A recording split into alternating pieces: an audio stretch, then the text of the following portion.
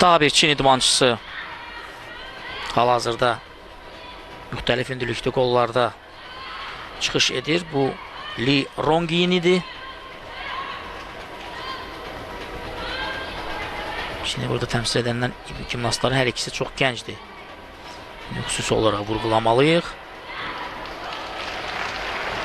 Səhvsiz bir icra hərəkətləri nümayiş etdirdi Çin komandasının üzvü.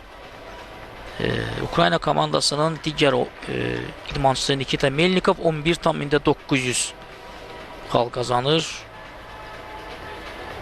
Bunu bir qədər öncə biz qeyd etmişdik. Xi Yiming 12,800. Çinli atlet, hansı ki bir qədər öncə çıxış etmişdi.